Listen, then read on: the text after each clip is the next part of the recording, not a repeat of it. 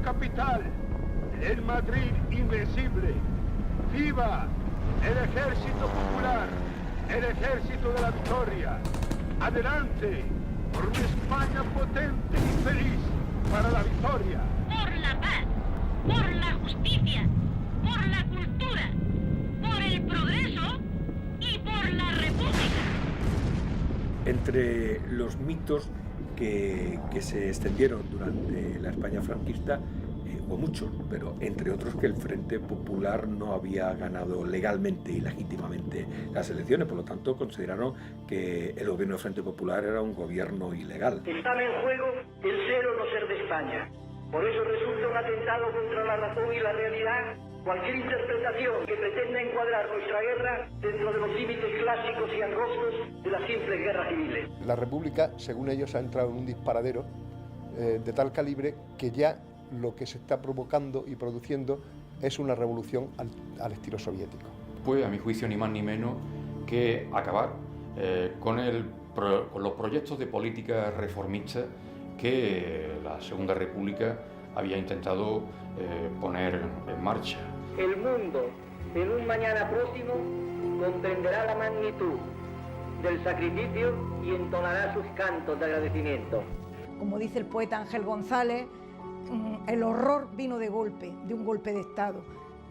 Los que se rebelaron fueron los militares que no fueron leales a la República, ellos se mantuvieron defendiendo su idea y leales a la República, y desde luego les costó bastante caro. ¡Dejad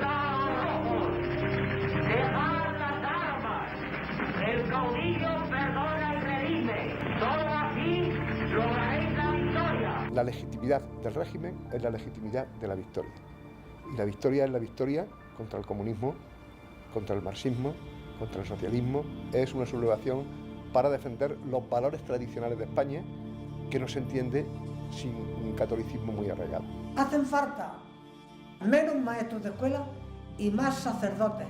Los pueblos están empezando a saber demasiado. Fíjate, aquello se me quedó a mí grabado. Y cuando acabó la guerra, que hubiera sido necesario una amnistía y una paz para todos los españoles, lo que se hizo fue una represalia y una venganza sangrienta, sangrienta.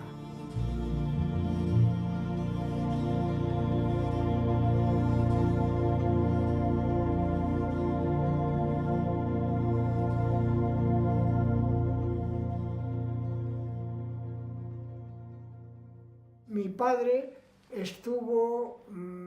fue juzgado, yo no estuve en el juicio, buscamos un abogado, pero fue juzgado por un tribunal militar. Fue acusado de auxilio a la rebelión, cuando él nunca se había rebelado, él había seguido siendo fiel a la República. A mi tío Manolo lo echaron de la carrera de magisterio y a mi padre de correo. Son juzgados los dos y son condenados los dos a 30 años.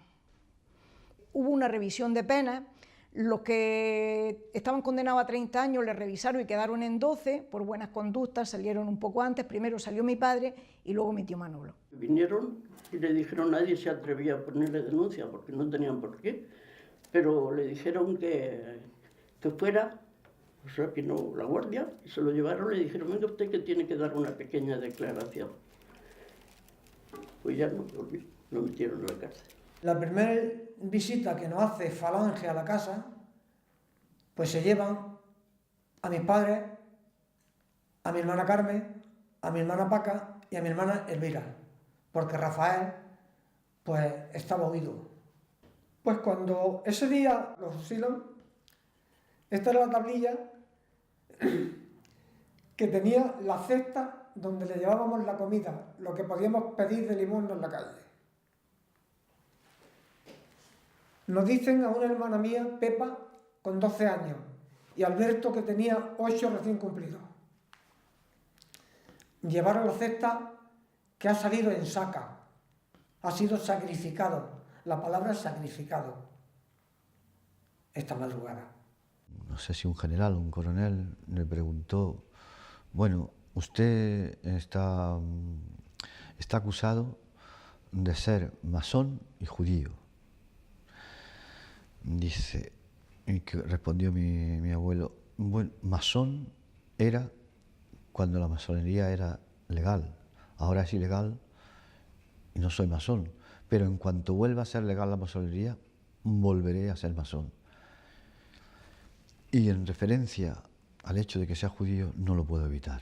Mi padre fue avisado urgentemente por teléfono de que se personara en el gobierno.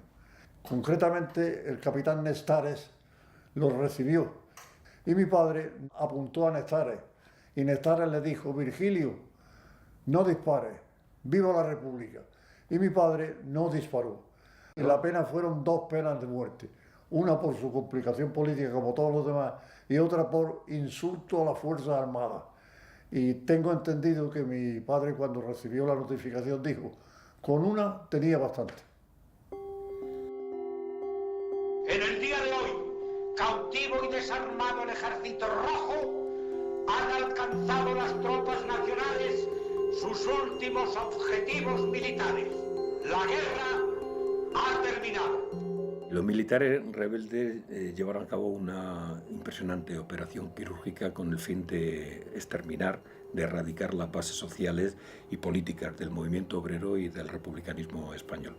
Para ello pusieron en funcionamiento 3 tipos de represión. La primera, la represión física, que consistía en fusilamientos, encarcelamientos de la gente de izquierda y del movimiento obrero. En segundo lugar, la exigencia de fidelidad total, completa y absoluta a los principios que habían informado el levantamiento militar y la construcción del régimen. Con lo cual, depuración de funcionarios, de maestros, de médicos, exilio. Y finalmente sanciones de tipo económico, que iban desde sanciones, algunas de ellas de una cuantía importante, aquellos que tenían un patrimonio solvente y que llegaba en algunos casos hasta la expropiación total de sus propiedades. En otros casos, aquellas otras personas que pertenecían a sectores mucho más modestos desde el punto de vista económico no se libraban de las correspondientes multas. Cuando fusilaron a mi padre, pues naturalmente inmediatamente hicieron un embargo de todo.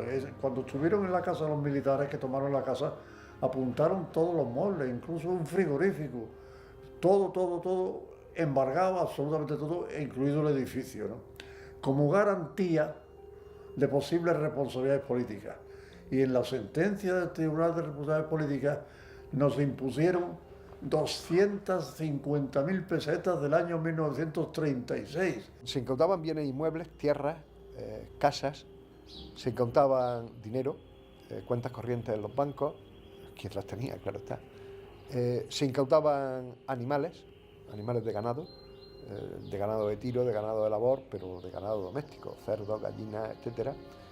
Se incautaban muebles, se incautaban enseres domésticos, mesas, camas,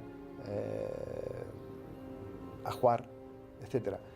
Nos quitaron todos los enseres, todo lo que había sembrado dentro, que en el negocio de la horticultura valía mucho, y arrogativas nuestras, nos dejaron sacar un carro y una burra que teníamos, muy buena, que con eso fue con lo que empezaron a surgir los primeros ingresos para el sostén nuestro, porque nos dedicamos mi hermano, mayor que yo, Antonio, y yo a coger basura por las calles para luego venderla a los hortelanos y coger algún dinerillo. Se empiezan a pagar multas, empiezan a embargar los pisos que tenían. No era un hombre que podríamos decir rico, pero era un hombre de buena posición, y más en aquella época. Y tenía pues acciones, tenía casas, tenía un comercio, y en fin, todo eso fue, aparte de las multas que tuvo que pagar mi padre, para conmutarle primero las penas de muerte, después para que lo trajeran más cerca a otros penales, después los juicios, en fin, ya aquello fue absolutamente desastroso. Les quitaron inmediatamente a mi familia su sustento, su modo de vida, que era la posada del príncipe, combinándole a que en una semana tenían que abandonar tal como estuviera lo que había sido para ellos el medio de vida de toda la familia. Lo más duro de todo, ha caído la República, ha venido el fascismo, hemos perdido nuestra profesión y hemos perdido el modo de vida.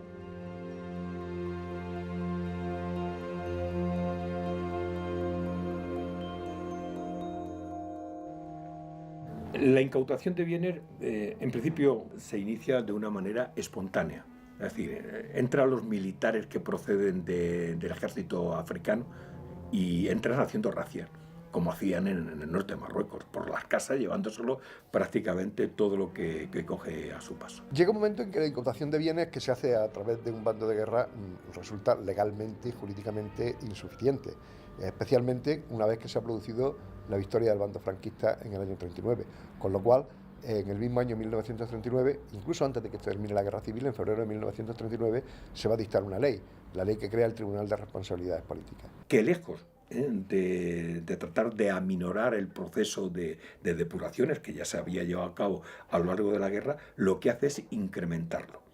No daban abasto los tribunales, pero lo incrementan y ponen en funcionamiento 17 supuestos que prácticamente abarcaba todo, con la finalidad de que fuera muchísima gente la que tuviera en curso en responsabilidades políticas. Por ejemplo, la ley lo primero que hace es considerar como delitos hechos que estaban perfectamente regulados por el ordenamiento jurídico e incluso algunos de ellos reconocidos por la Constitución.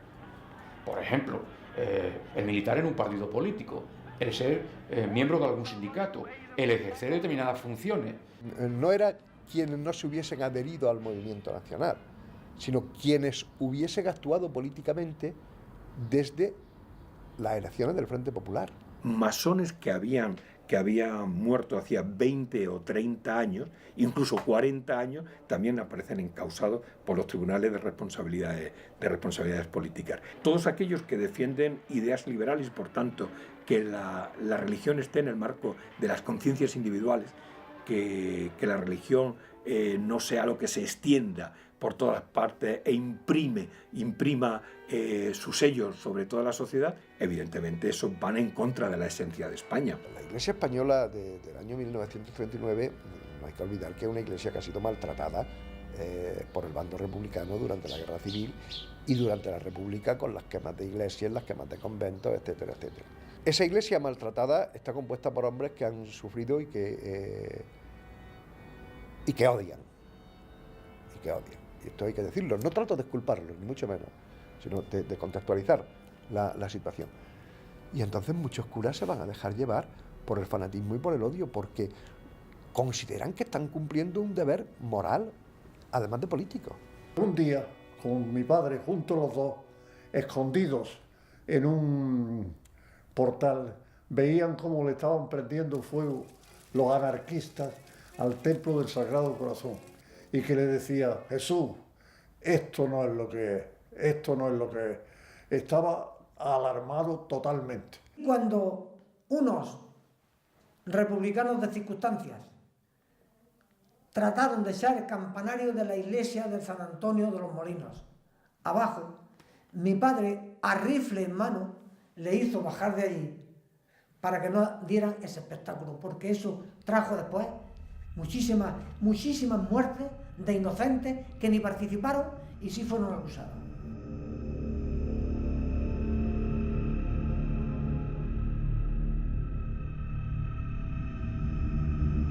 Vamos a decir que de incautación de bienes, hasta ahora conocemos la existencia de cerca de 11.000 expedientes de incautación de bienes, más todas las incautaciones que se hicieron al margen de la regularización por las comisiones provinciales de incautación de bienes, más 49.000 expedientes de responsabilidades políticas entre 1939 y 1945, en que desaparece, se pone fin a la ley de responsabilidades políticas.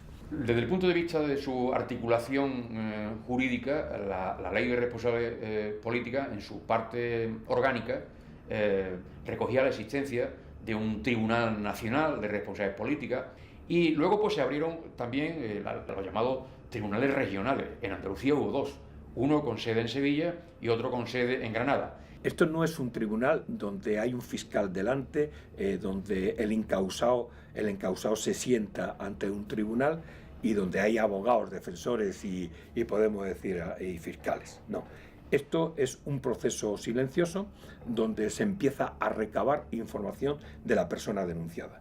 Se pide información al alcalde, se pide información al cura párroco, se pide información al sargento de la Guardia Civil y por término medio también a la Falange. Estos 4 informes daban cuenta de la conducta política y moral, en muchos casos, del individuo denunciado. Es de dudosa moral, es un borracho, porque claro, en muchos casos para ser rojo no podía explicártelo si además no era un borracho, porque si no, vive con una mujer que no es la suya,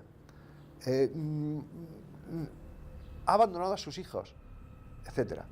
El análisis del discurso lo que trasluce es desprecio, es odio, es voluntad de que ese enemigo sea enemigo irreconciliable, es decir, para siempre. Había denuncias en contra de mi padre porque lo acusaban de haber tenido a un señor que se hacía pasar por horticultor, que no era tal horticultor, que se llamaba Francisco Ruano, 6 meses enterrado con la cabeza fuera en una pila de estiércol. En una pila de estiércol, un hombre hecho de acero o de hierro fundido se entierra y en 6 meses no aparece. Y lo dieron por hecho. Era un miedo continuo, no se podía hablar de nada. Además, los somatenes que había aquí estaban vigilando si alguien decía algo y enseguida los llamaban al cuartel y les arreaban. Comprendió que bajo la acusación de rebelión armada pues no podía hacer nada, renunció por completo a defenderse a sí mismo. Y claro, y fue condenado a muerte. Lo que sí sería de justicia es publicar, ya que no existirán los nombres de aquellos jurídicos que hacían unos juicios sumarísimos militares a civiles que no tenían por qué ser juzgados por un tribunal militar. Quien no haya vivido esa época o no haya vivido en el bando de los perdedores no sabe la importancia que era un aval. Que alguien adicto al régimen hablara bien de ti, dijera que habías salvado una vida, que habías tenido escondido a gente, era salvarte la vida o años de condena. Entonces mi familia, que tenían ese cortijo en La Molineta, pues allí mucha gente de derecha estuvo viviendo con ellos, conviviendo, gente de apellidos de cierto renombre en la posguerra y en todo el franquismo. Y toda esa gente, mi abuela iba de casa en casa solicitando que dijeran, y la verdad que yo que he tenido ocasión de leerlo ya que han transcurrido, valoro la gente que lo hizo porque demostraba verdadera amistad. Podemos decir que la represión de responsabilidades políticas, en última instancia, está recayendo sobre la familia en su conjunto y especialmente sobre las mujeres. El marido está en la cárcel o está fusilado, la mujer tiene que pagar las 250 pesetas o las 150 o las 300 o las 3.000 porque si no le incautan la finca que tiene o le incautan la vivienda en la que está. Llegan ella a cobrar y le dicen que no, que allí no hay, que allí no vayan, que no hay pensión, que se acabó. Y mi abuela que lo dirige dice, bueno, pero ¿cómo puede ser esto? Pero si mi marido no se ha metido nunca en nada, si yo he sido una mujer que he estado criando tantos hijos, que yo en mi familia no ha habido mujeres que se dediquen a la política y todo, pero habló con una infinidad de personas de derechas que eran amigos nuestros, a ver si podían convencer a este señor, y no había manera. Porque era la madre de Gabriel Pradal, si ya lo dijo ella, la madre de Gabriel Pradal, el comisario político del Jaime, no era ya solo porque era arquitecto, no sabía que había sido para toda la familia lo peor que nos había podido pasar en la guerra. Un niño de 6 años y 6 meses, otro de 3 años, y la niña pequeña, la que ahora tiene 73 años me parece, mamando, tenía 11 meses y ella tenía que darle de mamar y cuando iba a hacer las gestiones con el padre pues salir corriendo y volviendo por la cuestión O sea, de modo que la cosa fue tan fuerte que no lo superó jamás, ¿no? Siempre se ejerció como víctima, lo cual es negativo. Mi madre se dedicó a vender todos sus muebles, todos los libros de derecho de mi padre, que entonces eran muy escasos y estaban muy solicitados, y gracias a eso pudimos pues subsistir unos meses. El perfil del extraperlista andaluz es el de una mujer viuda o con el marido en la cárcel, con 3, 4 o 5 hijos pequeños, que hace pequeño extraperlo. Pero ese pequeño extraperlo está penado por la Fiscalía de Tasas y está penado con 100 días de cárcel de mujeres, en el caso de las mujeres, o con toda una serie de tiempos de trabajo forzado en el caso de los hombres.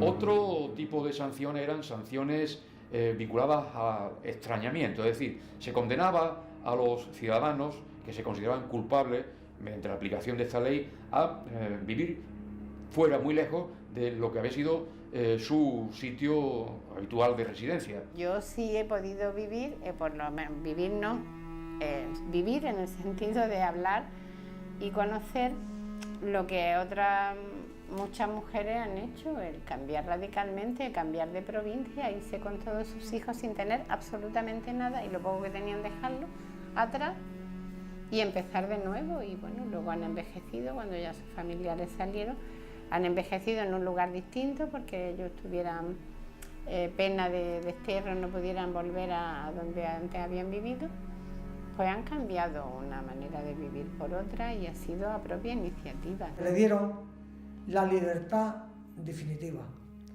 pero con un artículo que ellos empleaban de destierro para que no estuviera al lado de la familia, y lo desterraron a Viator. Allí en Viator, pues mi padre se dedicó como pintor de brocha gorda a que le dieran algo por lo menos para comer. Y cuando nosotros íbamos a verlo, la Guardia Civil, que nos tenía controlados, nos permitía una hora o dos para que estuviéramos con él y nada más.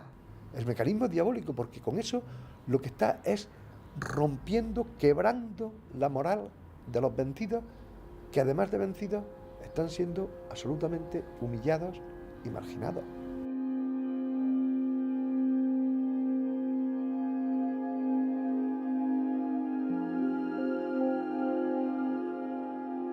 Nosotros nos quedamos aquí, mi padre en la cárcel en Canarias, y íbamos a ver si podemos comprar un poco de leche o algo. Mi madre venía enferma ya, mi madre ya estaba enferma. Y no nos servía ni una perrilla, ni 5 céntimos. No había nada más que una cosa, que era un duro de plata del niño sentado, que lo había ganado yo, subiéndome a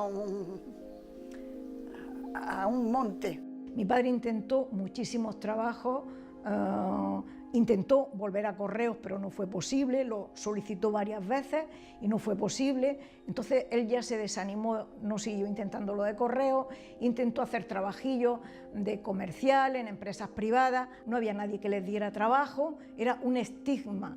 Hubo gente que se portaron como verdaderos ejemplares con nosotros, y cada vez que nos acercábamos a sus puertas siempre llevamos algo para la casa. No así una gran parte de la familia, por parte de mi madre, que eran fascistas natos. Nos acercábamos a ellos y si nos daban una peseta de aquellas o un pedazo de pan, el postre era decirnos: no vengáis por aquí con mucha frecuencia. Hubo mucha gente que claro que tenía miedo, en aquellos primeros momentos tenía miedo y se apartó. Otros, en cambio, pues nos ayudaron. Me acuerdo que hubo un maestro que me parece que se llamaba Mesa, que consiguió una pequeña pensión para mi madre, una pensión de 125 pesetas, que era con lo único que contábamos. El dinero lo teníamos en principio en una caja Pues yo calculo que unas 100.000 pesetas. Y viendo que teníamos que ponerlo más seguro, lo metió en una olla, en la escalera, hicieron un hoyo detrás de la puerta y allí se metió. Lo sacamos ya cuando terminó la guerra, para cambiarlo. Pero como mi padre estaba en la cárcel, mi madre llevó casa de un familiar que tenía el periódico, que sabía las series que valían y las que no, y cambió un poco, creyendo que el otro, pues enseguida, pues le daría un valor, como lo tenía, pero no, fue todo lo contrario. Teníamos que estar limitadas, porque hambre no pasamos, pero pasamos mucha pena. Otro modo de empobrecerse eran los juicios. Los juicios, muchos eran amañados, muchos jueces militares cobraban cantidades importantes por ser benévolos y mi abuelo, en el juicio de mi tío Manolo, se dejaron mucho dinero. No es solo que te pongan una multa, no es solo que te quiten tu medio de vida, es que tengas que gastar un dinero indebidamente en dulcificar las posibles sentencias condenatorias. Mi padre, al casarse con una familia de derecha, hasta cierto punto se rehabilitó socialmente y luego tuvo la fortuna también de rehabilitarse económicamente y ganar mucho dinero.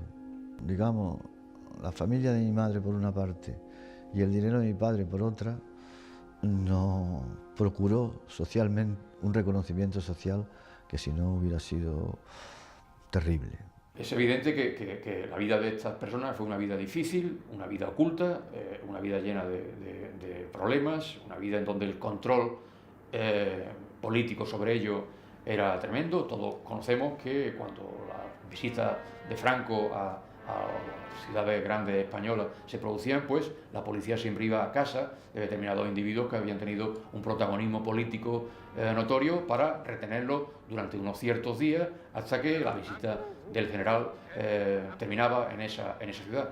Otra vez te vienen a recordar, porque a mi padre lo que sí luego cuando ya me contaban por qué venían, porque yo no sabía por qué cuando más pequeña, pues lo que sí le decían era, bueno, pues que tuviera cuidado, que no lo debían ver con gente que fuese del Partido Comunista, que él no podía salir como todo el mundo, en fin, un poco recordándole que de alguna manera pues también estaba prisionero, ¿no? El único documento identificativo documento nacional de identidad, cédula de identidad que llaman entonces, era que eran expresidiarios, no podían viajar, no tenían salvoconducto, su familia había perdido el medio de vida, ellos habían perdido sus profesiones y lo que era más importante, sus ideas habían sido acalladas, eran perseguidos, sus voces eran menospreciadas y además con un estigma de que algo habrían hecho.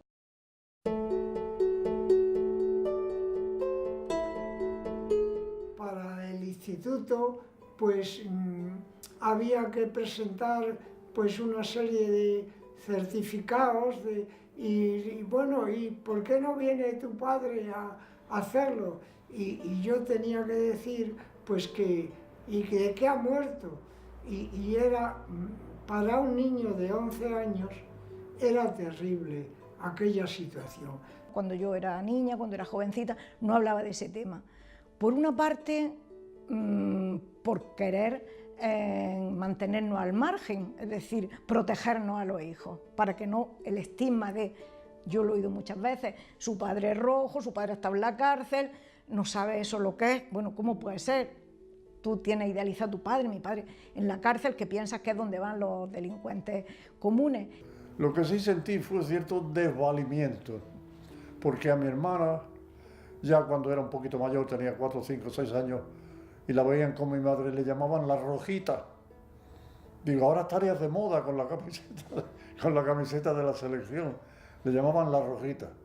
Y a nosotros, pues, los amigos nos aceptaron, evidentemente, pero siempre mirándonos con un poco de conmiseración, pero al mismo tiempo despreciativa. Después yo me he autofirmado muchas veces diciendo, sí, yo soy hijo de fusilado, ¿no?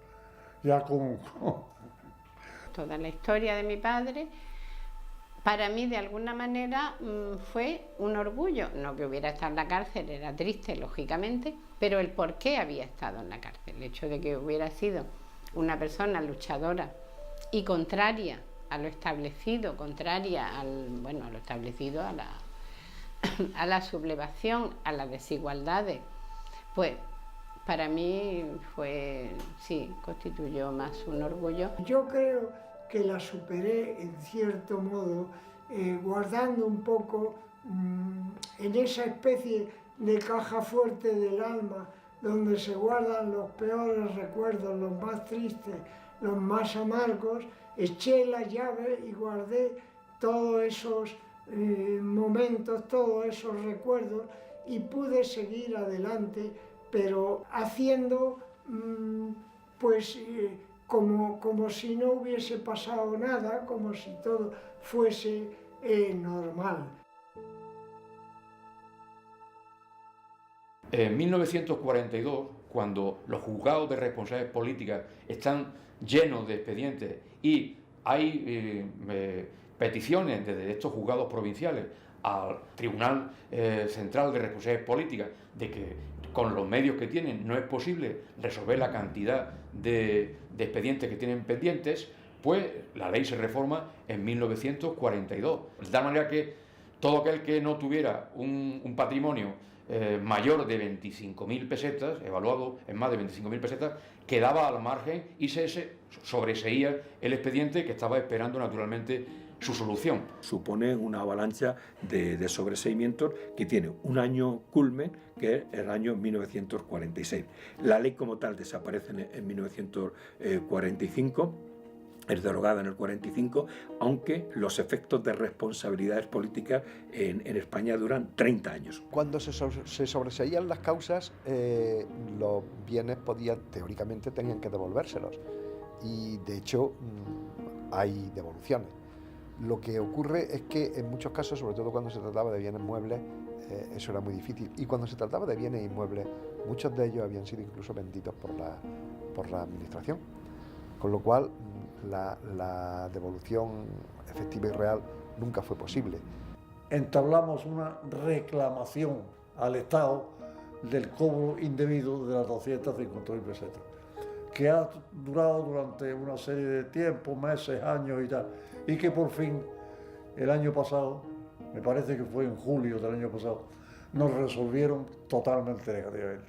Porque claro, lo que no querían de ninguna manera es que se le fuera a escapar una peseta por esa vía. Entonces, ni una peseta. Han dado toda una serie de argumentos, y entre ellos la prescripción. O sea que para mí, le digo que lo de la memoria histórica son duelo al sol, absolutamente para nada. Eso no sirve absolutamente para nada. Para nada. Para nada. No, yo reconocer la injusticia, pues está bien, pero las implicaciones ulteriores de esas no han llevado absolutamente para nada. ¡Viva Italia! ¡Viva el rey emperador! ¡Viva Mussolini! Cabría preguntarse por qué se deroga la ley en el 45. Yo creo que sí, aquí sí que hay un elemento político fundamental. Y es que la guerra no la han ganado ni los nazis ni los fascistas italianos.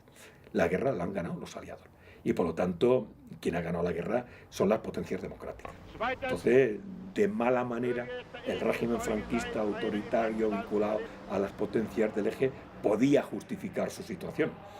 Entonces había que camuflar rápidamente y quitar la ley de responsabilidades políticas de en medio, con la finalidad de poner buena cara ante los nuevos vencedores e ir adaptándose a la nueva situación política. Cuando llegan los años 50, los años 60, después del plan de estabilización, la legitimidad ya no se habla tanto de la guerra como de la paz. Son los 25 años de paz, y por tanto se trata de diluir con un discurso, ese discurso de la paz, que en definitiva es un discurso de la paz basado en la victoria. A eso no van a renunciar nunca. Y otra vez el genio español vuelve a enfurecerse con la intolerancia y con el odio y con el apetito de destrucción. Que piensen en los muertos. El mensaje de la patria eterna que dice a todos sus hijos: paz, piedad y perdón. Lo peor que podía ocurrirle a un país es una guerra civil, que es algo atroz, que destruye a un país, que deja abiertas unas heridas que difícilmente cicatrizan. Lo que dijo Azaña como un reclamo, paz, piedad y perdón, pues no hubo ni paz, ni piedad, ni perdón. La crueldad y la venganza hasta Franco murió en noviembre del 75 y en septiembre, ahora hecho años, fusiló a 5 antifranquistas. Quiero decir que murió matando como había empezado. Hay quien le han matado a su padre, hay quien le han matado a su hermano, hay quien le han hecho volverse de su tierra para no poder lograr más.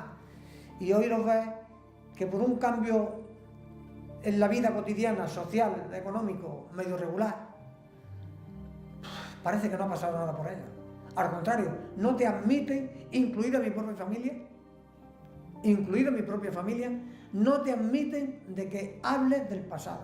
No se ha hecho justicia porque yo no he recibido, por ejemplo, una carta de la sección jurídica del Ejército pidiendo perdón, que es lo que tenían que haber hecho por prestarse a esa farsa que eran los juicios que se hacían entonces. En este país ha faltado la dignidad bastante para poner en su lugar un episodio tan duro, tan grave, y no esperar 75 años que va a hacer de que ocurrió. Entonces, ahí hay una complicidad de la llamada izquierda que tiene que asumir todo el mundo. La transición, independientemente de los defectos y de los problemas que tuviera, que los tuvo, fue posible porque hubo una voluntad expresa de reconciliación. Es verdad que esa reconciliación muchos la han entendido como amnesia, y no era amnesia, era reconciliación, era decir, sabemos lo que habéis hecho, pero, sin embargo, para poder sacar a este país adelante, eso tenemos que olvidarlo. O tenemos que perdonarlo más que olvidarlo. Para mí, los episodios que ha vivido mi familia, a partir de la liberación y paz honrosa, como el fascismo decía, no pasaron entonces, pasaron ayer, los tengo frescos en la mente. Pasaron ayer, vivo y coleando. Y como hemos dicho en otras ocasiones, es necesario que se sepa que gente por luchar por la libertad perdieron su libertad, algunos la vida, que eso ya sí que es irreparable, los trabajos, los bienes y sobre todo sus ideas habían sido apartadas del mapa. Por eso, cuando nosotros como asociación se nos dice hay que pasar páginas, nosotros siempre decimos cuando se haya leído, y las páginas están muy mal leídas, hay que leerlas del todo.